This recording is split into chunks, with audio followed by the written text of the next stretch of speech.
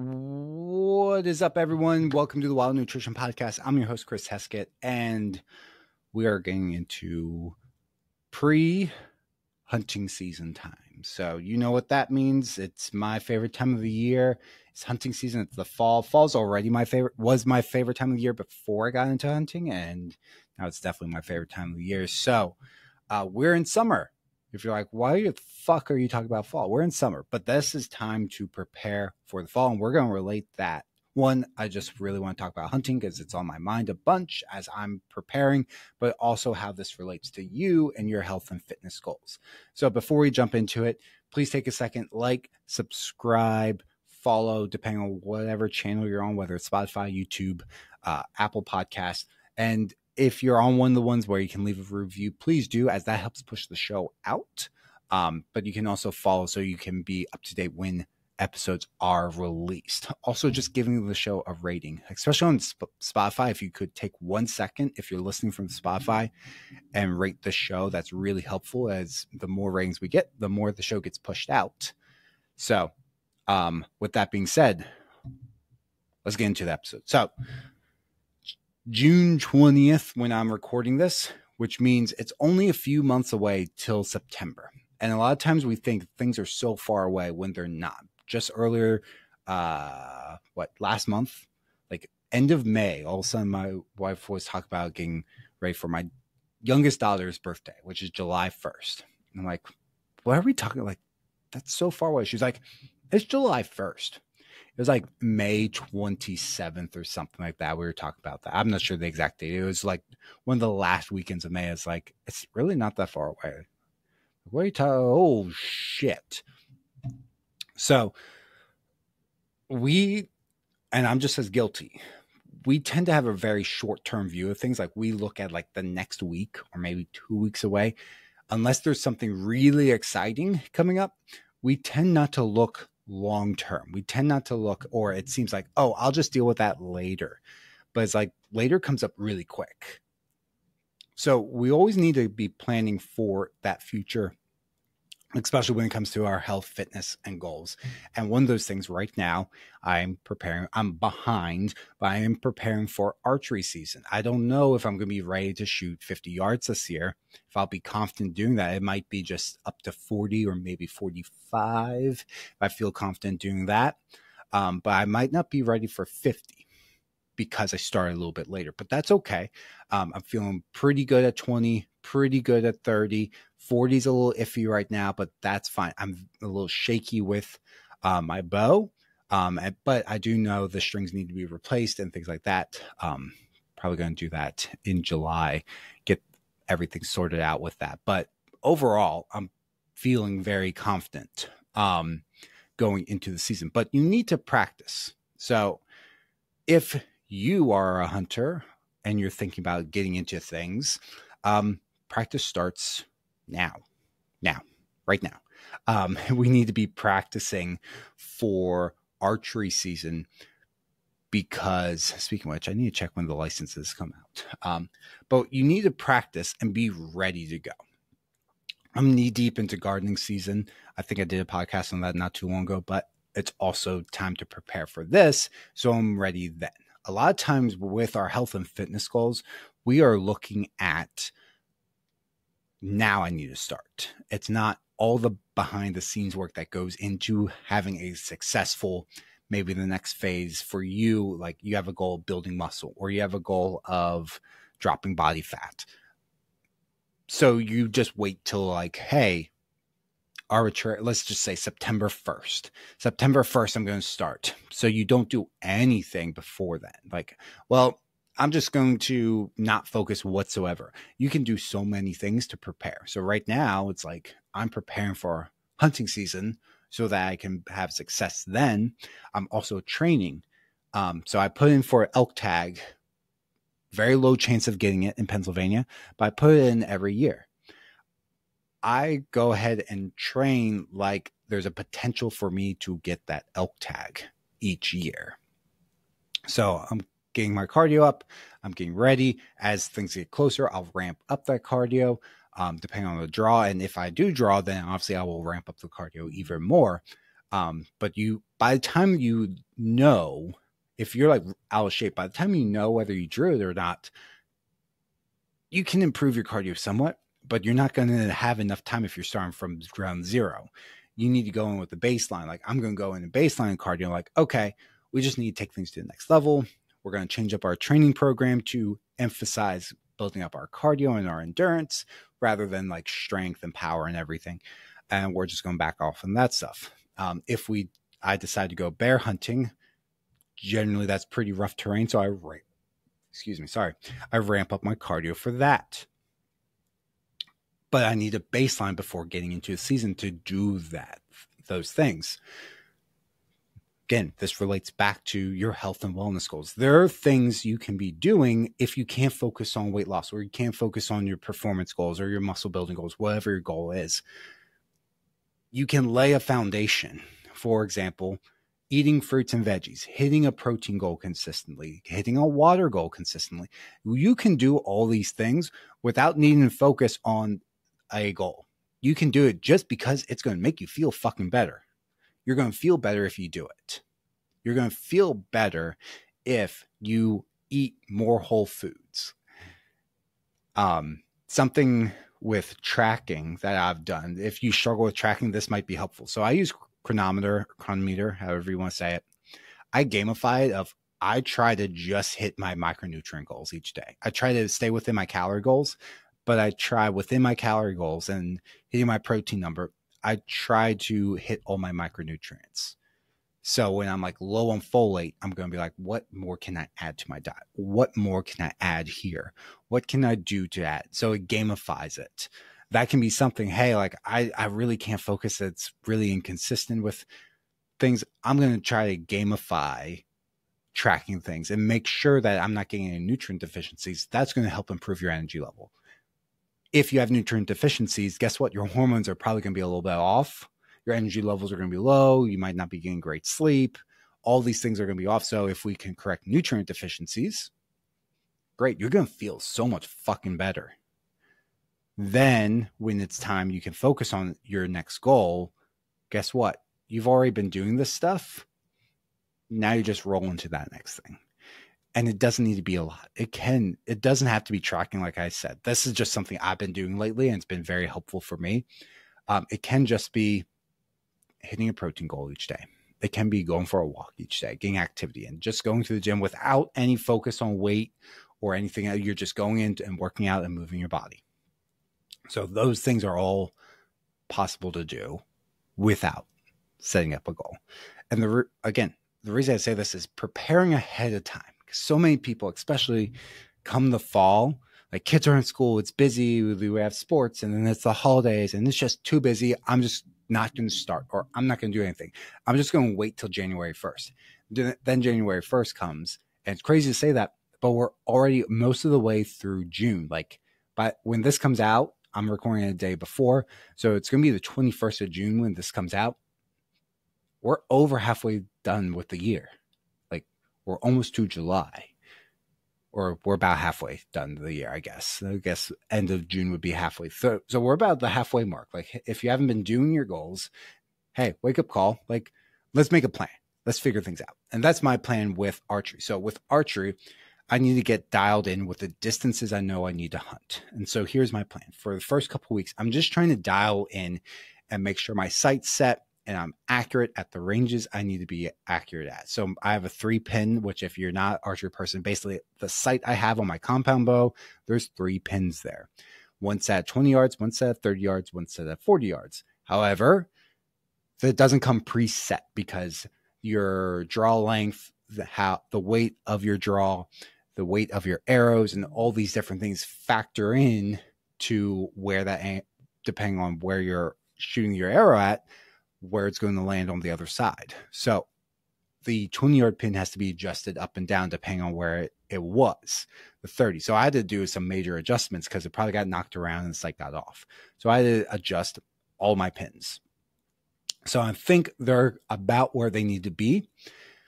So I'm going to get very confident with those and get pretty tight groups. Then I'm going to do what's called shooting the gap. So after I feel confident at all the ranges, I know if it's at 20, I'm going to hit 20. I'll hit basically the bullseye. I'll have a good tight group. Then I'll go and I'll dial in what's called shooting the gap. So there's no pin at 25 yards, but deer a lot of times they're not stepping out at like 20 yards, 30 yards. They're stepping out at 23 or 27 or 33 or 42. They're going to step out at that range. I specifically remember a couple years ago missing one at 43. So it's called shooting the gap, is in between your pins. Where do I put my top pin? Like, okay, it's 25. I put my 20 yard right at the top here, a couple inches high, and does that hit, or is that going to be high, low, etc.? So that's the next thing I practice. And then what I do is my next plan is, after I feel confident with all of that, I shoot from I do hunting scenarios. So I shoot from the stand. I'll do single arrow hold. So I'll set a timer for like 30 seconds, pull my bow back, hold it for 30 seconds. And when that timer goes off, I launch. As soon as it goes off, I launch the arrow, no matter where it's at, because that kind of simulates a hunting scenario of, hey, you have to draw when the deer's not looking, it's behind a tree, and it's up, it's eating now. Well, I'm already fully drawn back. So now you're going to have to wait and wait and wait. Oh, now step forward, release arrow. So I have to be able to, one, be able to make sure I know where those arrows are landing. Two, I need to make sure I'm confident shooting in kind of realistic distances. And three, I'm going to have to practice the actual hunting scenarios, because 2 years ago, I think I put on the podcast. Yeah. Was it 2 years? Damn. Yeah, I think it was 2 years ago. 2 years ago now. I recorded an episode, and I missed a deer because my knee was in front and it bounced off my knee. When I released the arrow, because the bow kind of shrinks when you draw back. And so when you release, it goes back to its normal length. Well, it was just at that range, because I was aiming down, that as I released, it bounced, and that caused the arrow to dive bomb. And I missed a nice big ol' doe. It sucked. It really sucked. Because it was like 22 yards. It was a pretty close shot, and it was a simple mistake. It's like, oh shit, I need to practice this. So now I know in that stand where I need to have my legs when the deer pops up. Like, hey, like I can't just like relax and put my legs here because it's more comfortable while I'm in the stand, because if a deer pops out, I can't shoot here. I can't draw my bow back. I will mess that shot up. Here's what I need to do instead. So I will go and practice that, because I kind of remember, but I'm like, I need to like actually practice. Because last year when I was practicing, I did the same damn thing. I was like, oh, fuck. I bounced right off my knee. I thought I was out of the way. And it was like, just hit the muscle on the inside of your knee there. It just hit that. That's your vastus medialis, if anyone wants to know. It just hit that muscle and knocked the arrow off. It didn't miss the target, but it would have been a wounded deer if it was a live target. It's like, okay, I don't want that. Another scenario is shooting from the blind. Last year, I wasn't able to get a massive buck. Like, if you're watching on YouTube or Spotify with the video, you see the buck over here, which is a nice 8-point buck I got 2 years ago. It was bigger than that. It was a really nice buck. Well, the chair I was sitting at in the blind was a more comfortable chair than my normal blind chair. I was like, oh, this is fine. Didn't realize it sits lower. So when I went to draw back, we're at elevation. There's a stabilizer on the front of my bow. That stabilizer, and this helps you be more accurate, that stabilizer got caught on the blind. So I couldn't actually aim down. I was stuck. So I could aim out, but it walked in. It was at like 15 yards. It walked in too close. I needed it at like 25 yards. That was as low as it could. I couldn't aim any lower. And I got so worked up and everything. The buck actually came back. And I was so worked up when it came back. I totally just missed it. It was at like 30 yards. And I just shot. I practiced at 30 yards more than anything else. I missed it because I was like so worked up and so frustrated and so many other things. I was like, I got this, no problem. Total miss. So yeah, that one still haunts me to this day, but I learned a lot from it. So I know, hey, I skipped out on practicing in the blind last year. I need to make sure that I practice the exact situation and don't deviate from that situation unless I'm going to get like some practice time in with that to make sure this works, because that failed. It totally failed. Going back to health and fitness, same thing applies here. Not going so crazy or not doing anything, not practicing these scenarios. You're not working out whatsoever. Why? Well, I can't focus on weight loss right now. Okay, so just go to the gym. I can't focus on improving, doing these other things. You eat 3 times a day or maybe 2 times a day. Why don't you just focus on eating more whole foods? We don't have to tie it into weight loss. That's diet culture. Eating healthy isn't about weight loss. Eating healthy, improving our health, is about our health. You can eat healthy and gain weight. That's what I do when I'm trying to build muscle. Like, I'm still eating pretty much the same fucking foods. It's just more. So you can do these things and lay a foundation so that when it's time, when you're in the hunting stand, so to speak, you are prepared. You know exactly what to do. You're not trying to build that habit of going to the gym. You're not trying to figure out all the exercises while you're figuring out your diet. You can instead start to eat healthier.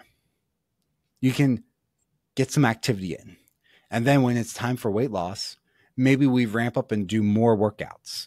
Maybe you start tracking, but you just start with tracking what you're already eating and you find, I don't need to adjust that much. Maybe I need to cut out some snack stuff and alcohol, and then I'm good to go. That's way better than needing to be like, oh, we're going to start everything right now. So I know summer can be a slow time for everyone. This is your wake-up call as I'm preparing for what I look forward to all year round. If you have a goal, I have a goal of being successful for hunting season. The success is multiple deer in the freezer. Success is not just like, okay, we got our $1. No, it's like I'm aiming for like 5 deer in the freezer. That is success. So what is success to you?